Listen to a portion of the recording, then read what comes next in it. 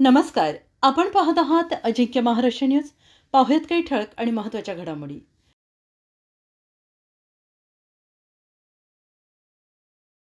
Social media एकही main stream नाही. आले आले आले आले कोण आहे? आहेत एक लोकशाही वगैरे बोलव ना, सगळ्यांना एकत्रच देतो.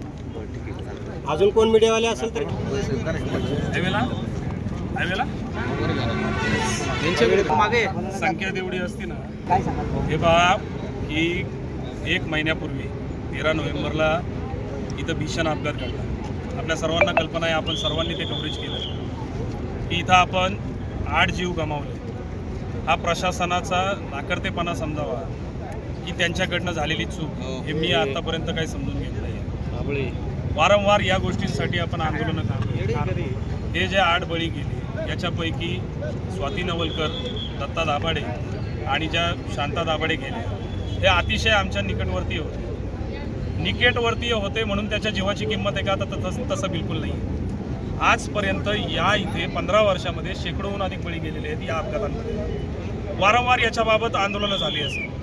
मी वैयक्तिक किंवा माझ्याबरोबर असणारे सहकारी, माझे गावकरी हे जवळपास 7वं ते 8वं आंदोलन करतो. तरीसुद्धा या शासनाला या सगळ्या गोष्टीतनं का समजत नाही मला तेच समजून येतं. गेल्या 4-5 वर्षापूर्वी 2021ला केंद्रीय मंत्री रस्ते वाहतूक श्री गडकरी साहेबांनी जवळपास 1700 कोटी रुपये ह्या कॉरिडॉरसाठी मंजूर केले होते. त्याच्यानंतर तो आकडा 3200 कोटीवरती गेला. मग तो 3900 कोटीवरती गेला. आता तो आकडा परवा दिवशी अधिवेशनात जर तुम्ही ऐकला असेल तर तो 6000 कोटी रुपयावरती गेलेला आहे. आकड्यांमध्ये बदल होत चाललेत पण जागेवरती कुठलंही काही काम नाही. इथे कुठेतरी फुटकळ काहीतरी अपघात घडले, भीषण का आली की कुठले तरी मंत्री संत्री आमदार खासदार हे सगळे पाणी दौरे करायला येतात.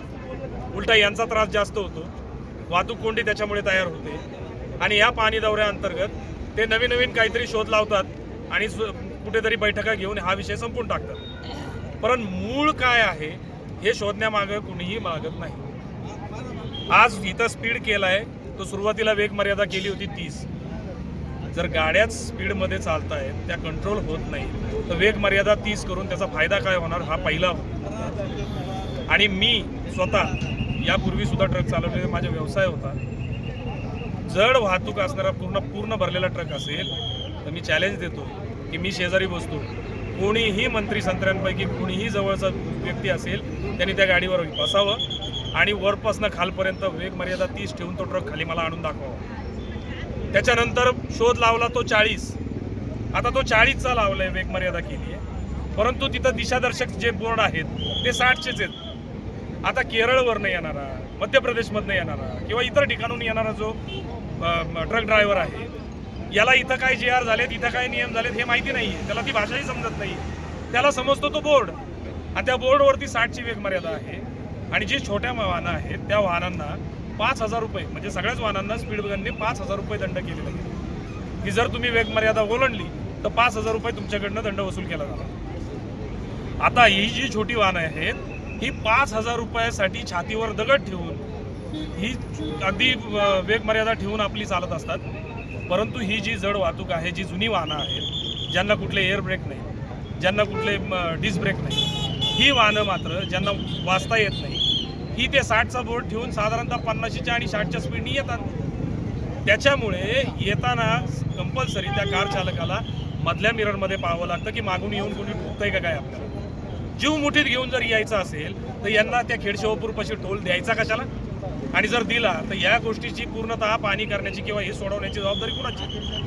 हाच आमचा सवाल आहे की स्वामीनारायण मंदिर ते वारजे पुलापर्यंत एलिव्हेटेड ब्रिज बांधून हा संपूर्ण उतार जर संपून टाकला तर ही संपूर्ण वाहतूक कोंडीचा विषय असेल किंवा इथं होणाऱ्या अपघातांची श्रृंखला ही पूर्णतः थांबते.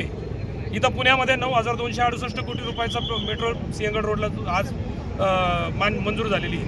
मात्र इथं 1700-1800 कोटी रुपये टाकायला नाही. इथं आज आमच्या अधिवेशनामध्ये आमदार 11 नोव्हेंबरला 6 मृत्यू जे झाले, अतिशय दुर्दैवी मृत्यू आहेत ते. 24-25 वर्षाची मुलं त्याच्यामध्ये दगावलेली आहेत, त्याची आठवण होती.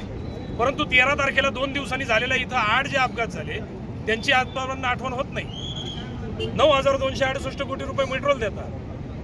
दिल्लीच्या केंद्राच्या अधिवेशनात परिस्थिती तेच की तिथं प्रश्न विचारला जातो की नवले पुलावरती होत असणारे अपघात हे कमी का होत नाही.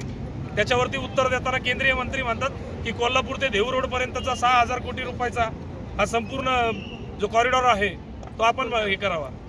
या सगळ्या गोष्टींचा तिरस्कार म्हणून आम्ही आज निषेध करत आहोत आणि आपल्या सर्वांच्या साक्षीने आज आम्ही हा हायवे बंद करून होत आहोत. म्हणजे आता हायवे पेढी घालण्याचं कारण काय भाऊ? आम्ही तयारीत आलेलो आहे साहेब, आम्ही तयारीत आलेलो आहे. आम्ही अटक व्हायला तयार आहोत. आम्ही पूर्णतः आतमध्ये जायला तयार आहोत आणि आम्हाला याच्यातून मुक्तता पाहिजे.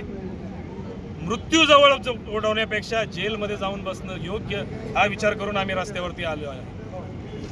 अरे हा रस्ता आमच्या हक्काचा नाही कुणाच्या बापाचा, हायवे आमच्या हक्काचा नाही कुणाच्या. सर एक गाडी बोलव रे, RCP आहे, RCP बोलव. Sir sir sir sir sir please sir. हो Deshmukh sir please sir. Sir sir sir please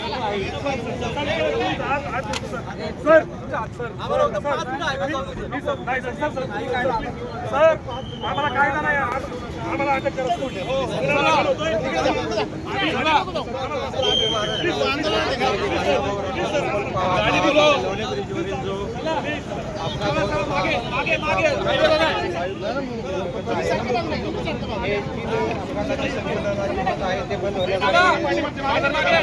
गाडी बोलव ना, सर्व पाहतात, जवान गाडी बोलव लवकर.